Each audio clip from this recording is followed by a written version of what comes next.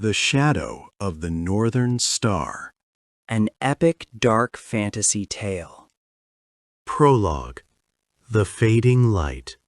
In the northernmost reaches of the known world, where the great mountains met the frozen sea, and the sun barely rose even at the height of summer, there stood a lighthouse that had burned for 1,000 years without pause.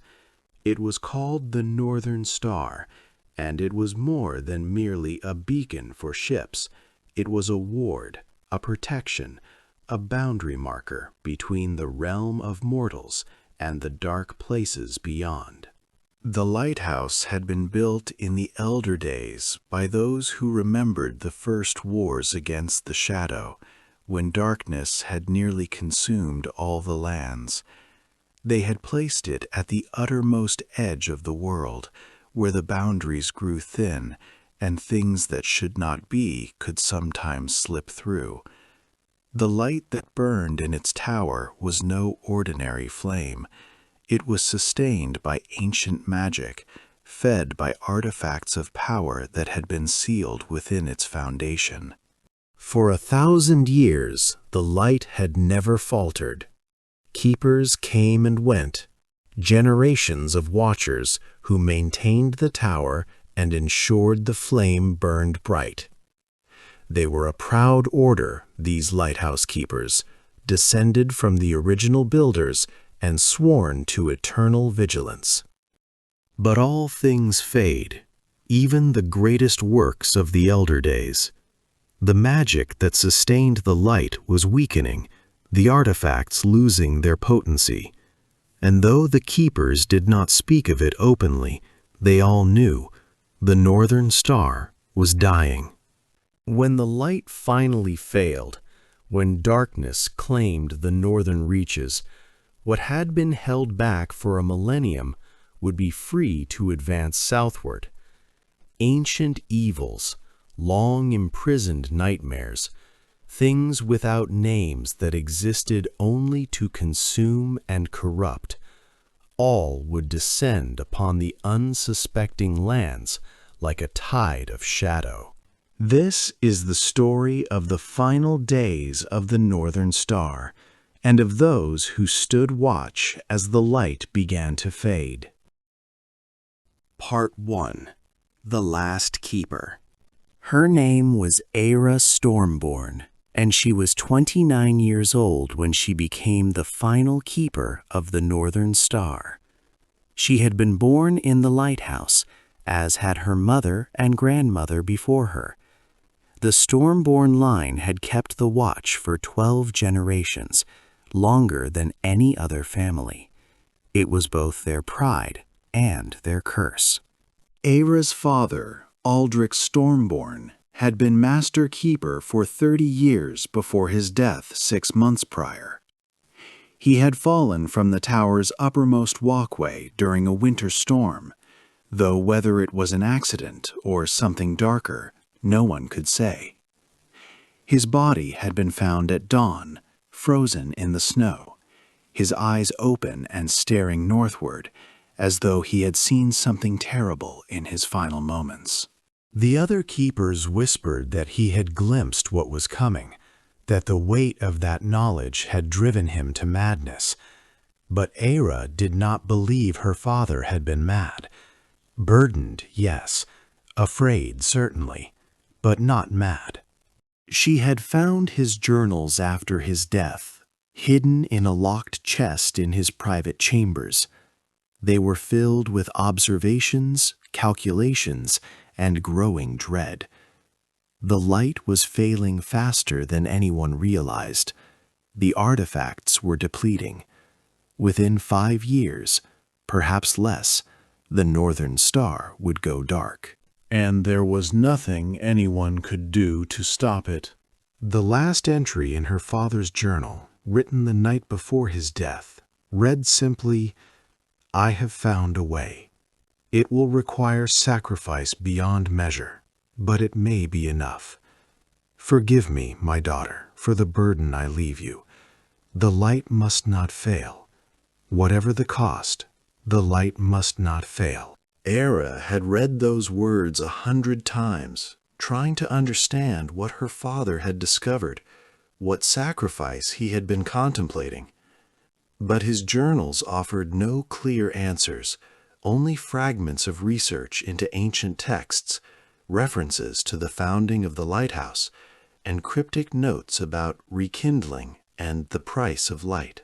Now, 6 months later, as the autumn storms battered the coast and the days grew shorter, Eira stood in the lighthouse's lamp room and watched the flame. It burned steady and bright as it always had, but she could sense the weakness beneath its brilliance, like a candle burning its last inch of wax, giving off intense light even as it prepared to gutter and die. It's getting worse, isn't it? Eira turned to find Theron Ashwood standing in the doorway.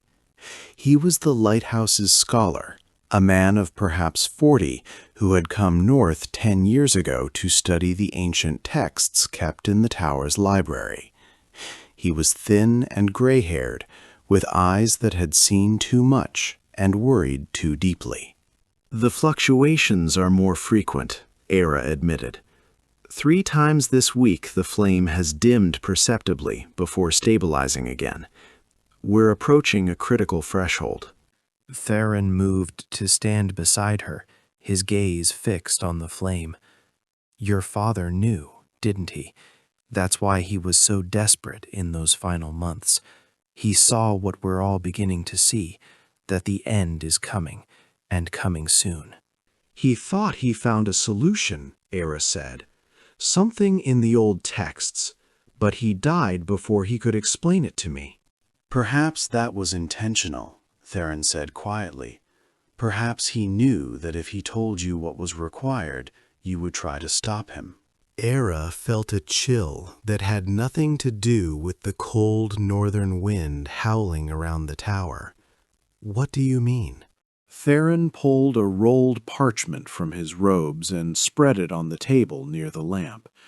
It was old, the writing faded, but still legible in the ancient script of the lighthouse's builders.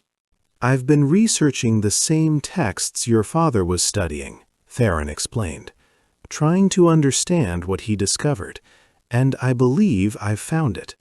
He pointed to a passage on the parchment. "This describes the original kindling of the northern star, how the first flame was lit and bound to burn eternally." Eira leaned closer, reading the archaic words. "It says 7 artifacts were used: a crystal from the heart of the mountains, a pearl from the depths of the sea, a feather from the eagle of the peaks, a scale from the great serpent of the north, a ring forged in dragon fire, a sword that had tasted the blood of darkness, and," she paused, her breath catching, "and the willing sacrifice of one who loved the light more than life itself." "That last part is usually interpreted metaphorically," Theron said.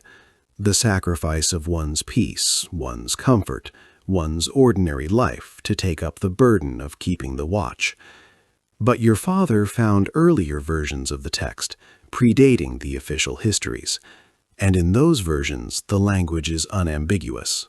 He produced another parchment, even older than the first. "The light cannot be kindled without blood, not the blood of an enemy slain in battle, but the blood of one who gives their life willingly, who pours their essence into the flame and becomes part of it. The first keeper did not simply light the fire and walk away.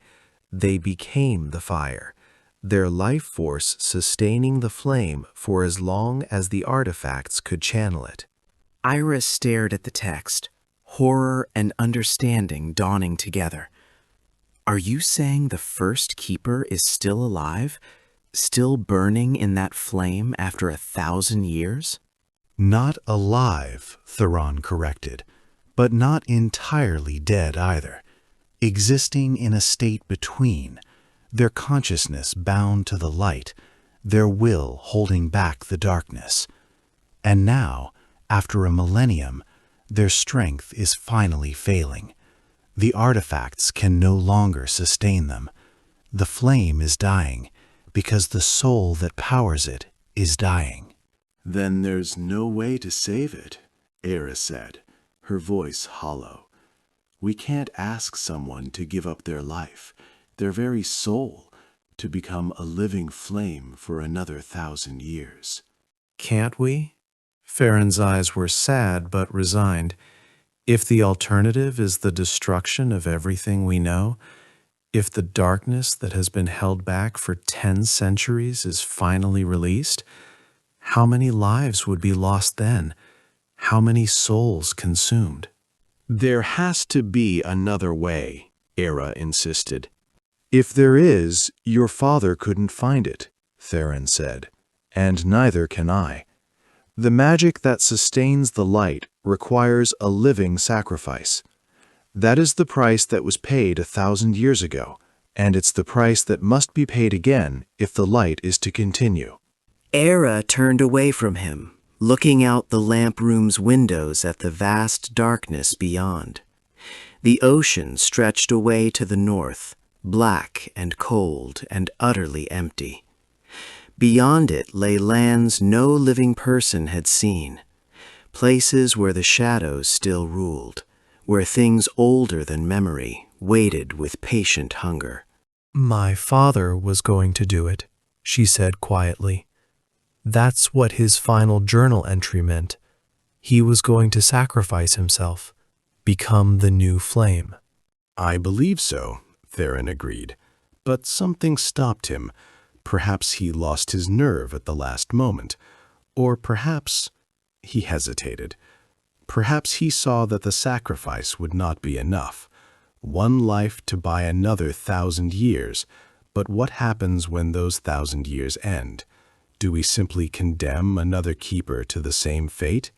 Is this an endless cycle, each generation sacrificing one of their own to protect the next? Then what do we do? Eira asked, desperation creeping into her voice. Let the light fail? Let the darkness come? I don't know, Theron admitted, but we need to decide soon. The fluctuations are accelerating. I estimate we have perhaps 6 months before the flame fails entirely. 6 months to find another solution, or, he left the sentence unfinished. Or to choose who would burn. Part 2. The Gathering Storm.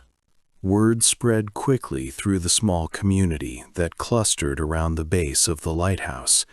There were perhaps 200 souls living there, families of keepers, scholars like Theron, craftspeople who maintained the tower, fishermen who worked the dangerous northern waters.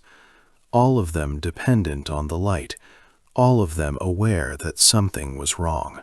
Eira called a council in the great hall at the lighthouse's base. She explained what she and Theron had discovered, laid out the terrible truth about the light's nature and the sacrifice that had sustained it.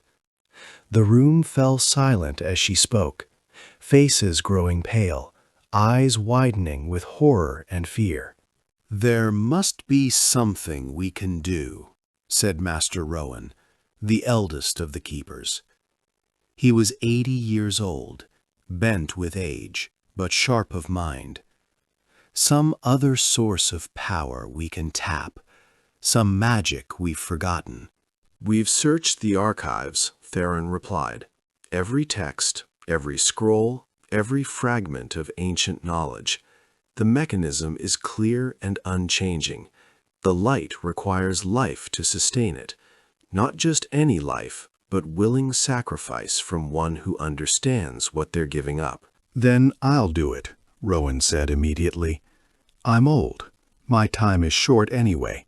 Better to die with purpose than to simply fade away. It won't work, Eira said gently.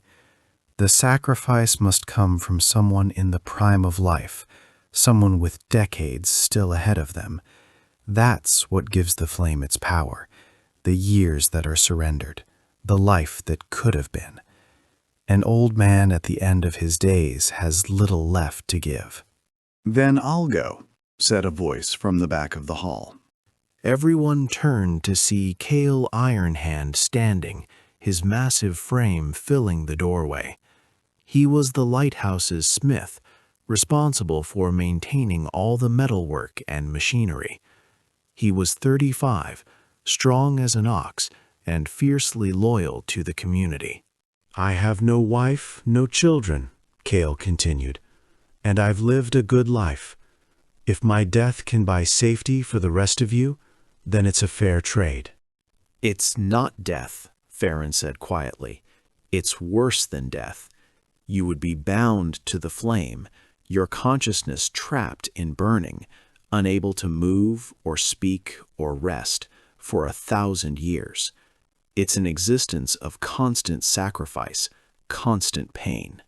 Cale paled slightly, but didn't sit back down. "Even so, if it must be done—" "No one is deciding anything tonight," Eira interrupted. "We have 6 months. We use that time to search for alternatives, to explore every possibility, and only if we find no other way—" She couldn't finish the sentence. The council disbanded in somber silence, people drifting back to their homes with heavy hearts. Eira remained in the hall long after everyone had left, staring at the great seal of the lighthouse carved into the floor, a stylized flame surrounded by 7 symbols representing the artifacts that sustained it. She thought about her father, standing in this same hall, facing this same impossible choice. Had he intended to sacrifice himself?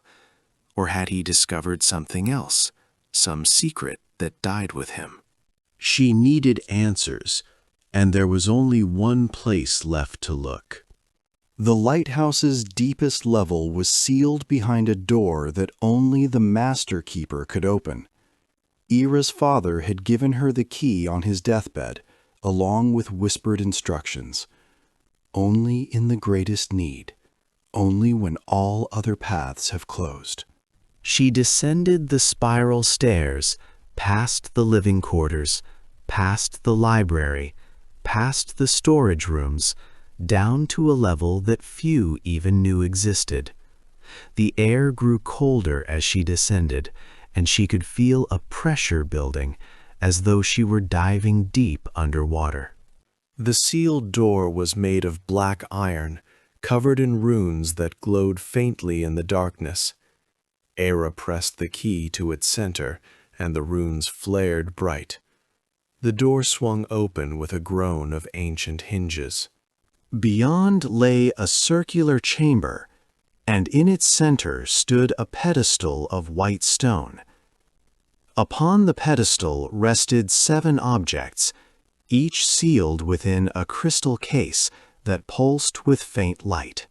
The artifacts, the 7 sources of power that sustained the Northern Star. Eira approached reverently, examining each one. The crystal from the mountains, still glowing with inner fire. The pearl from the deep sea, dark and mysterious. The eagle's feather, golden and perfect. The serpent's scale, black as midnight. The ring of dragon-forged metal, inscribed with ancient words. The sword with its blade of darkness-drinking steel. All of them still present, all of them still functioning, at least partially. But the 7th case was empty. Where the willing sacrifice should have been represented, whatever form that took, there was nothing, just an empty crystal container and a small plaque that read, "The Price of Light." Eira stared at the empty case, her mind racing. What had been there? What had happened to it? And more importantly, had her father come down here before his death? Had he seen this same emptiness? She examined the case more closely and found something she had initially missed, a hairline crack in the crystal, and inside the case, a small piece of parchment. With trembling hands, she opened the case and retrieved the parchment. It was covered in her father's handwriting, the letters hasty and desperate. The sacrifice is not sustained by the artifacts. The artifacts channel power, yes, but the sacrifice itself must be renewed. The first keeper has long since faded, decades, perhaps centuries ago. What burns now is nothing but an echo, a residual pattern that the artifacts maintain. But the pattern is breaking down. The flame remembers what it should be, but it has forgotten why. I have found a way to restore it, not by adding a new sacrifice, but by reminding the flame of its purpose. The artifacts must be reforged, rebound to a new will, and that requires... The letter ended abruptly, as though her father had been interrupted, or as though he had suddenly understood something terrible and been unable to continue writing. Eira held the parchment, reading and rereading the cryptic words. The artifacts must be reforged? How does one reforge ancient relics of power? And what did he mean by binding them to a new will? She spent hours in that chamber, examining each artifact, searching for clues. And slowly, as the night wore on and dawn approached, she began to understand. The artifacts were not independent sources of power. They were anchors, connection points between the physical world and deeper sources of magic. The crystal connected to the living stone of the mountains, the pearl to the depths of the ocean, the feather to the sky and wind, the scale to the primal forces of cold and hunger, the ring to the transformative power of dragonfire, the sword to the eternal struggle between light and darkness. But those connections had weakened over the centuries. The artifacts had become isolated from their sources, cut off and fading. To restore them would require journeying to each source, to the heart of the mountains, the depths of the sea, the highest peaks, the frozen wastes, the dragon's forge, the battleground of ancient wars. It would require re-establishing the connections, renewing the bonds. It would require a quest. Eira emerged from the chamber as dawn was breaking, her mind made up. She gathered Theron, Kale, Master Rowan, and 3 others she trusted, a sailor named Mira who knew the northern seas, a huntress named Lyra who could track anything through any terrain, and a young scholar named Eric who had studied the ancient languages. "We're not going to choose someone to burn," she told them. "We're going to save the flame by restoring the artifacts. It will be dangerous. Some of us may not return, but it's a better choice than condemning one person to an eternity of suffering." She explained what she had discovered, showed them her father's letter, laid out the impossible journey ahead. 7 artifacts, 7 journeys, Theron said, studying the list. We don't have time to visit them sequentially. We'll need to split up. 7 artifacts, 7 of us, Eira agreed. Each person takes 1 quest. We have 6 months. We meet back here at the spring equinox with the restored artifacts. Or the light would fail, and it wouldn't matter.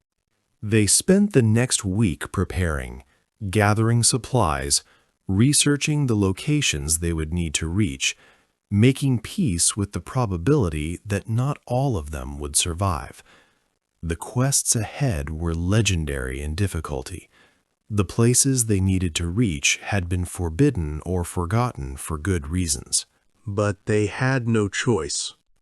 On the morning of their departure, the 7 companions stood together at the base of the northern star.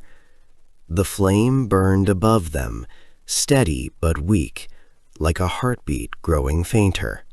Whatever happens, Eira said, We face it together. If we fail having tried everything. And if we succeed, she looked up at the lighthouse, at the light that had burned for 1,000 years. If we succeed, we save not just ourselves, but everyone who lives in the shadow of this tower, everyone who would fall to darkness if the light failed. They clasped hands in the center of their circle, 7 people bound by purpose and desperation. Then they parted, each heading toward their own impossible quest, each carrying the hope that they could accomplish what no one had done in a millennium.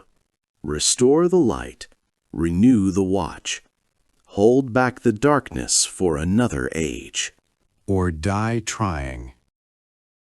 Part 3. The 7 Quests. Eira's Quest, the Heart of the Mountains. Eira traveled south and east, toward the range of peaks known as the Iron Spine, mountains so tall their summits were lost in perpetual clouds, so cold that even in summer their faces were sheathed in ice. Somewhere in those mountains, according to the ancient texts, was a cavern where the living stone spoke in voices of crystal and fire. She traveled alone, as they all did, unable to spare anyone to accompany each other.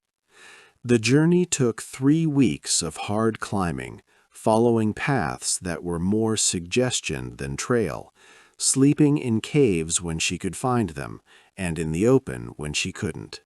The mountains tested her. Avalanches, storms, thin air that made every breath a struggle. Twice she nearly fell, saved only by luck and stubborn determination. Once she was stalked by something large and hungry that made sounds like grinding stone, some creature that should not have been, born from the mountain's depths. But she pressed on, driven by the thought of the lighthouse, of the flame that even now was flickering, of all the people depending on her success. Finally, after weeks of climbing, she found it, a crack in the mountainside that exhaled warm air like breath, lit from within by a pulsing orange glow, the entrance to the heart. Eira descended into the mountain, following the glow deeper and deeper. The passage was tight, barely wide enough for her to squeeze through, and she had to shed her pack and drag it behind her.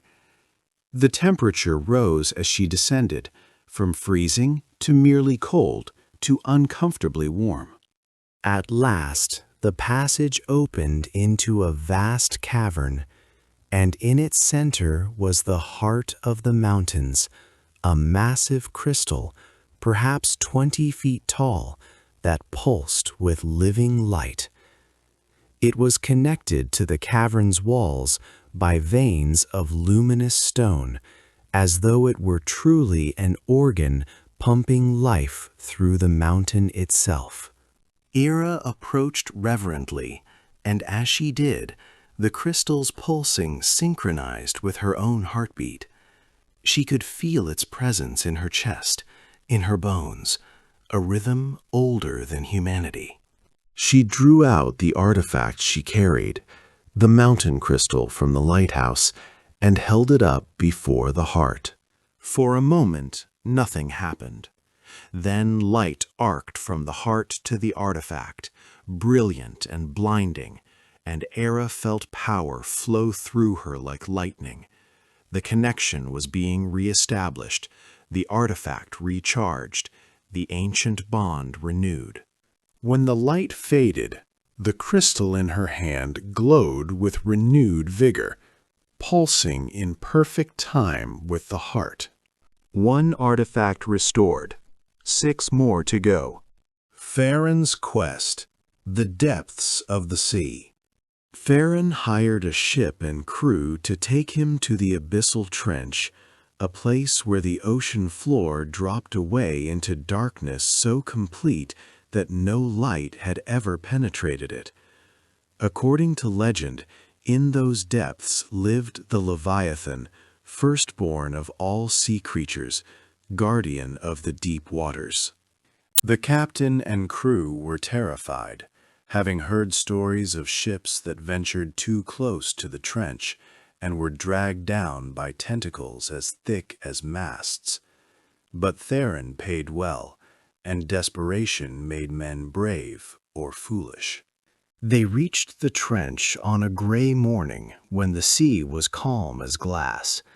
Theron had constructed a diving bell, a contraption of iron and crystal that would allow him to descend into the depths while still breathing. It was untested, possibly suicidal, but it was the only way.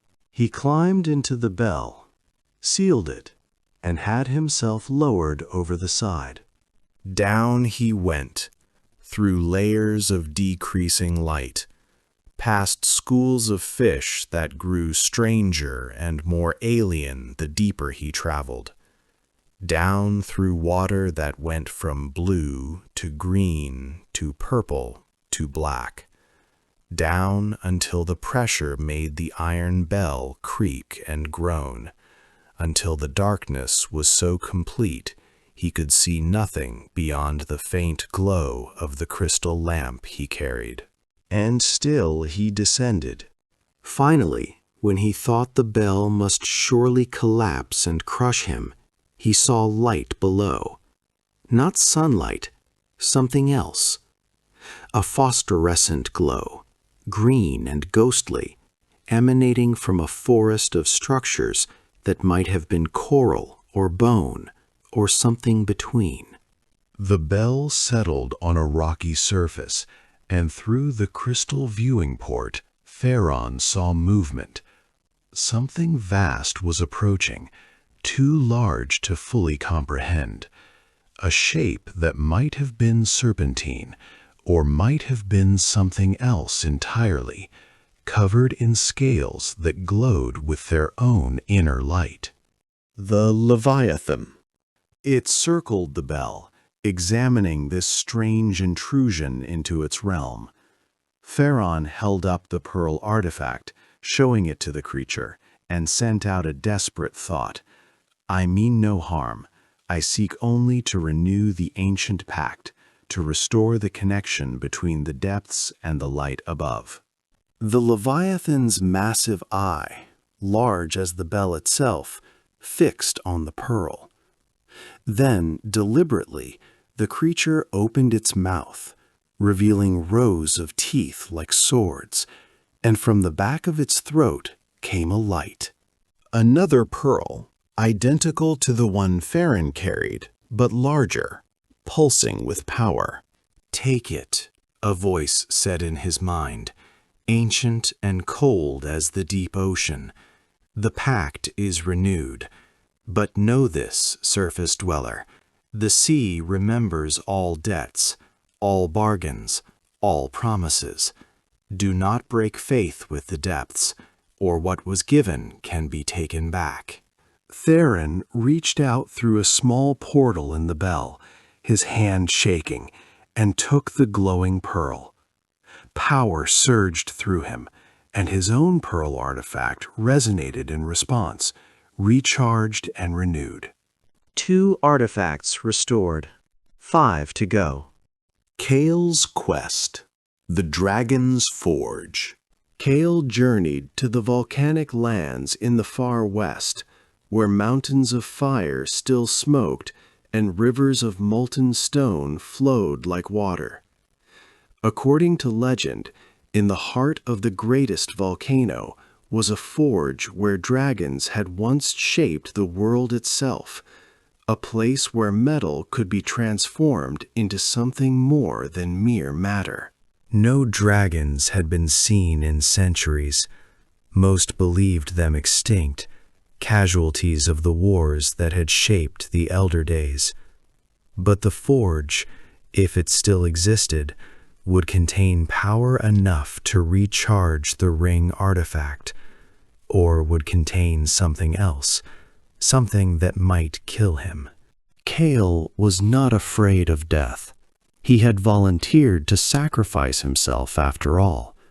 But he found that he wanted to live through this quest, wanted to see the lighthouse saved, wanted to know that his journey had meaning beyond simple extinction. He found the entrance to the volcano after 2 months of searching, a lava tube that descended into the mountain's heart, protected by wards so ancient they had nearly faded to nothing. Kale descended carefully, the heat increasing with every step, his clothes soaking with sweat, his lungs burning with every breath. At the bottom of the tube was a cavern of impossible size, its walls glowing red with heat. And in the center was the forge, an anvil of black stone surrounded by channels of flowing lava, with tools scattered around it that seemed sized for creatures 3 times human height. But the forge was not abandoned. A dragon lay coiled around it, scales dulled with age, eyes closed in what might have been sleep or death. Kale approached carefully, hardly daring to breathe, and the dragon's eye opened, just one, regarding him with an intelligence that was terrifying in its age and depth. "A human," the dragon said, its voice like grinding boulders. "It has been long since humans came here.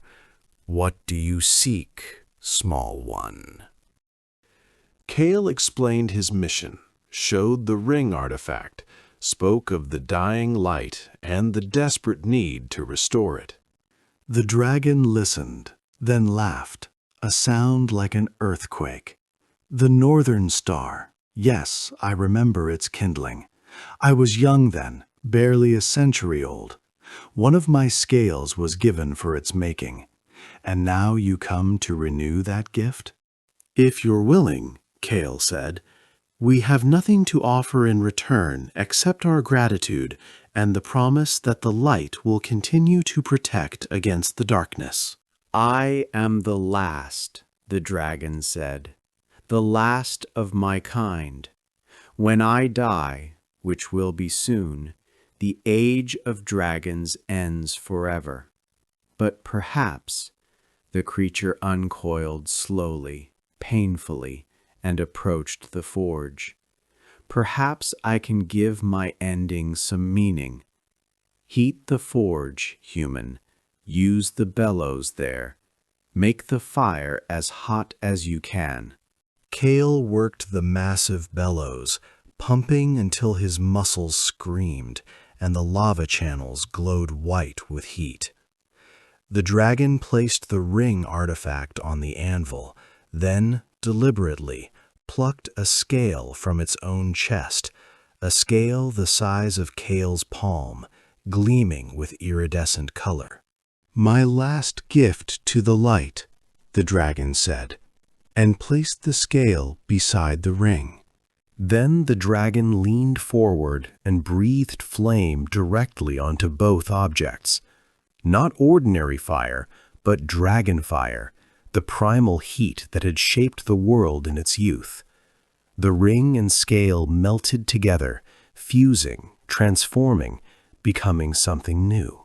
When the fire faded, the ring glowed with renewed power, and within its band was set the dragon scale, still shimmering with color. "It is done," the dragon said, its voice weaker now. "Take it, restore your light, and remember, when the age of dragons is spoken of, that the last of us gave what we could to hold back the darkness." The dragon's eye closed, and Kale realized the creature had given not just a scale, but the last of its life force, poured into the artifact. He stood in silence for a long moment, honoring the sacrifice, then took the ring and began the long climb back to the surface. 3 artifacts restored, 4 to go. Mira's quest. The serpent's scale.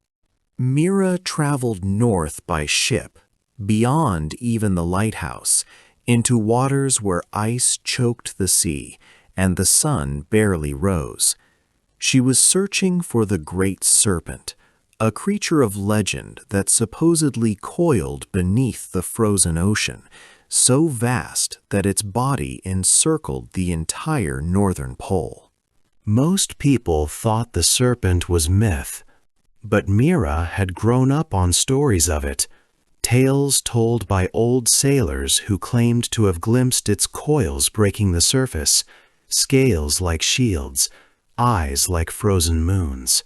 She sailed alone in a small boat designed for ice navigation, following ancient charts that marked a place called the Serpent's Eye, a whirlpool that supposedly led to the creature's lair. She found it after 3 weeks of fighting through pack ice and bitter storms, a vast maelstrom in the frozen sea, waters swirling down into darkness, surrounded by ice that glowed with eerie blue light. Mira secured her boat and dove.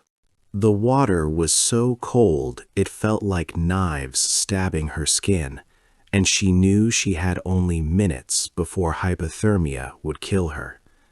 She descended into the whirlpool, let it pull her down, trusting to luck and desperation.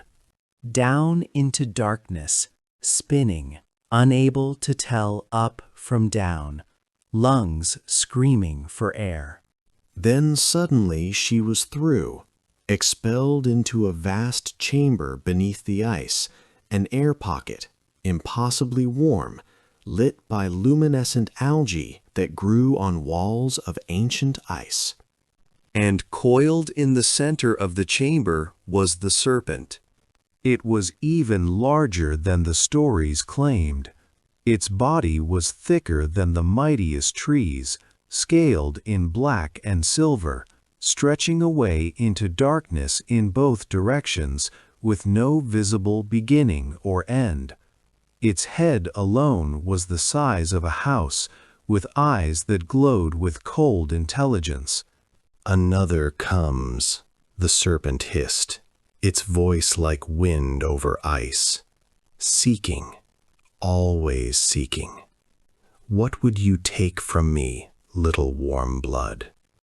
Mira held up the scale artifact, barely able to speak through her shivering. "The northern star is dying. I need to restore this, please." The serpent's laugh was like cracking ice. "The star that was made from my flesh all those ages past. Yes, I remember. I gave one scale then, freely, because the darkness threatened even me. But what will you give in return for renewal? Nothing comes without price." "I have nothing," Mira said honestly. "Only my life, which is worthless to you." Worthless. The serpent's head lowered until its eye was level with her. "Your life is not worthless, small one. It burns with warmth, with purpose, with determination. That warmth is precious to one who has lived in eternal cold." The serpent's tongue flicked out, not threatening, but tasting the air around Mira. "Very well, I will renew my gift, but in return you will give me something too, a memory, your warmest memory, your happiest moment. You will not lose it entirely, but it will fade, become distant, less vivid. That is my price." Mira thought of her mother, singing to her as a child, of her first love, of the day she had sailed her first ship. Could she give up the vividness of those memories? But she thought too of the lighthouse, of all the people who would die if she failed. "I accept." The serpent plucked a scale from its own body, enormous, heavy, gleaming with frozen light. It placed the scale next to Mira's artifact, and where they touched, cold fire erupted. Mira felt something within her shift, felt a cherished memory grow dim and distant, like a candle seen through fog. But the artifact glowed with renewed power. The old scale and new merged into one. "Go," the serpent said. "Return to your light, and remember me in whatever way you can." Mira swam back through the whirlpool, pulled herself back to her boat, and sailed south with the restored artifact. But sometimes, late at night, she would try to remember her mother's voice and find that the sound was unclear. The memory faded. The price had been paid. 4 artifacts restored, 3 to go. Lyra's quest. The eagle's feather. Lyra climbed to the highest peak in the known world, a mountain so tall that clouds formed below its summit, and the air was too thin to sustain life. She was searching for the sky eagle, a creature said to be as old as the mountains themselves, whose feathers had once been used to make arrows that could pierce the sky. The climb took 6 weeks and nearly killed her twice. Altitude sickness, falls, storms that appeared from nowhere. But Lyra was a hunter, and hunters did not give up when the trail grew difficult. At the summit, in a nest made from clouds and crystallized air, she found the eagle. It was magnificent, wingspan wider than a ship's sail, feathers that shone like gold in the thin sunlight. It regarded her with eyes that held the depth of sky itself. "You climb far, hunter," the eagle said, its voice like wind singing through canyons. "What prey do you seek at the roof of the world?" Lyra explained her quest, showed the feather artifact. "The light is dying. I need to restore this." The eagle mantled its wings, considering. "I gave a feather once, long ago, for a light that would protect the world from darkness. But feathers grow again, and gifts can be renewed. What will you offer in return?" "What would you have?" Lyra asked. "Freedom," the eagle said. "I am the last of my kind, bound to this peak by ancient oaths. When I die, there will be no more sky eagles. But before that end, I would like to fly free one last time, to soar without the weight of duty, to hunt without purpose, to simply be." "How can I give you that?" Lyra asked. "Speak the words of release," the eagle said. "Break the oath that binds me. It will weaken the world's protection slightly. There are reasons I was bound here, reasons connected to holding back the high cold and the storms it brings. But I am old and tired, and I would rather die free than live in eternal duty." Lyra understood that choice better than most. She spoke the ancient words the eagle taught her and felt something in the air shift and change. The eagle's cry rang out across the mountains, joyful and terrible. Then it plucked a feather from its breast, golden, shimmering, impossibly light, and gave it to Lyra. The moment it touched the artifact, both blazed with power, the connection renewed. "Thank you," the eagle said, "for this gift of freedom. Go now, restore your light, and know that whatever happens, at least one old bird flew free before the end." The eagle launched itself from the peak and soared away, disappearing into the clouds. Lyra watched it go, Then began the long climb down with the restored artifact clutched safely to her chest. 5 artifacts restored. 2 to go. Eric's quest, the Sword of Darkness.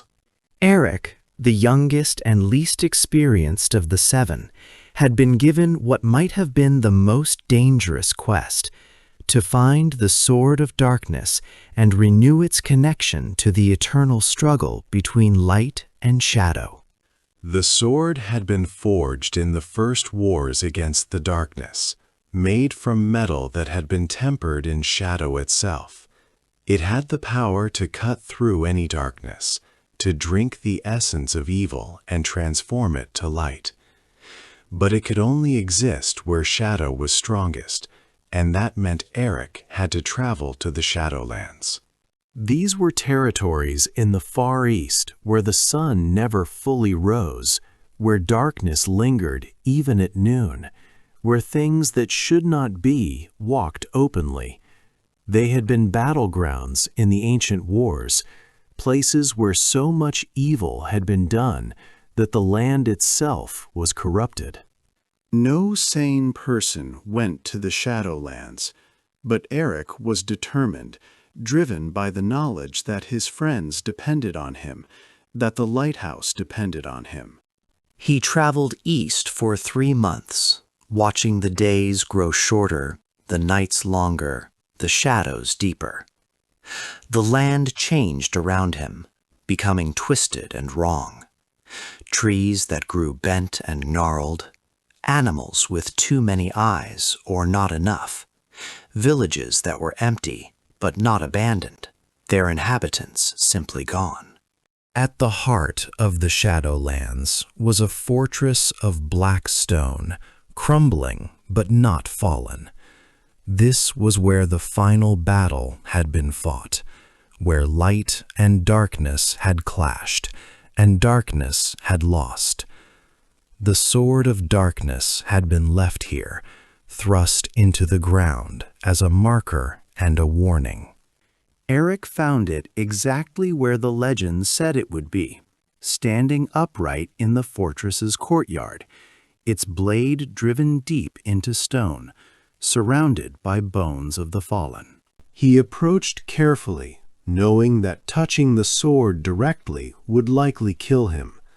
The weapon was saturated with dark power, and only one who had been chosen by it could safely wield it. But he didn't need to wield it. He only needed to renew its connection to the artifact he carried, the smaller sword from the lighthouse. He placed his artifact beside the great Sword of Darkness and spoke the words of renewal. Instantly, shadow poured from the great blade into the small one, transferring power, re-establishing the ancient link. Eric felt the darkness surge around him, felt it trying to seep into his skin, his lungs, his mind. He held firm, repeating the words of light his teachers had taught him, maintaining his sense of self against the tide of shadow. For a moment that felt like hours, he battled the darkness, refusing to let it consume him. Then the transfer was complete. The artifact blazed with dark power, not evil, but shadow tamed, darkness transformed into protection. The Sword of Darkness remained thrust in its stone, marking the place where evil had fallen. Eric collapsed, exhausted, barely able to move. But he had succeeded. He had the artifact restored and recharged. He left the Shadowlands as quickly as he could, racing west toward light and life, carrying the sword that held darkness at bay. 6 artifacts restored. 1 to go. The 7th artifact. Eira and her companions had succeeded. Against impossible odds, they had journeyed to the far corners of the world and renewed the ancient pacts. 6 of the 7 artifacts glowed with restored power. But the 7th, the price of light, the willing sacrifice, remained a problem. As spring approached and the companions converged back on the northern star, they found the lighthouse in dire condition. The flame flickered constantly now, dimming to nearly nothing before surging back. Storms had battered the coast, more severe than anyone could remember, and from the north came reports of strange sightings, shadows that moved against the wind, voices on the ice, things that watched from just beyond the edge of sight. The darkness was preparing. It knew the light was failing. The 7 companions gathered in the chamber beneath the lighthouse, placing their restored artifacts back in their crystal cases. 6 cases glowed with renewed power. The 7th remained empty.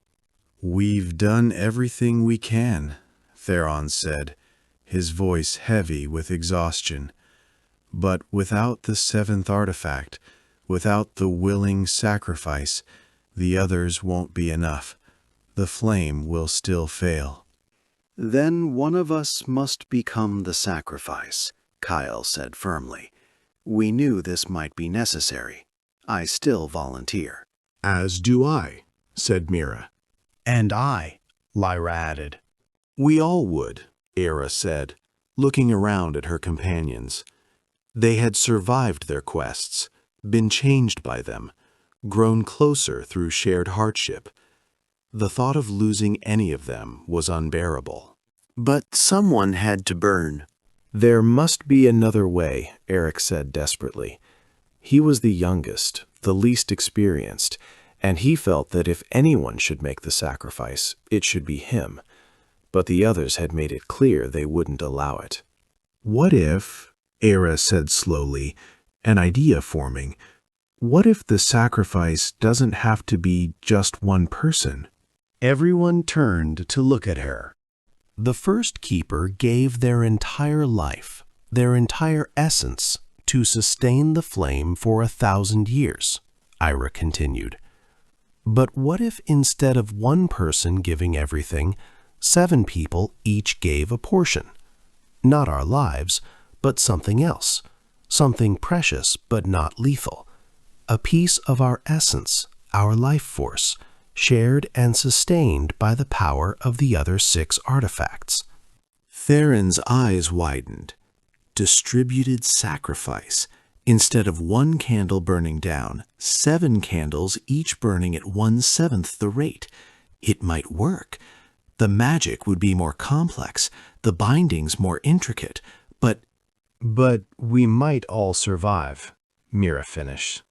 "What would we have to give?" Lyra asked. "Years," Eira said. "Not all our years, but some. Perhaps a decade each. 10 years of life from 7 people, woven together, might equal 70 years of power. And in 70 years, perhaps the world will have changed. Perhaps another solution will be found. Perhaps the darkness itself will have faded." 10 years, Kale said thoughtfully. "I can live with that. I'll be 45 instead of 35 when this is done. Still time for a life." The others nodded agreement. 10 years was a heavy price, but it was not their entire existence. They could pay it and still live. "Then let's do it," Eira said. They worked through the night, using the knowledge they had gained from their quests, combining their understanding of ancient magic. Theron drew the patterns. Lyra gathered the materials. Kale forged the connections. Mira spoke the words of binding. Eric channeled the power of the 6 restored artifacts. Eira held the center, maintaining the focus. And Master Rowan, the eldest keeper, performed the ritual.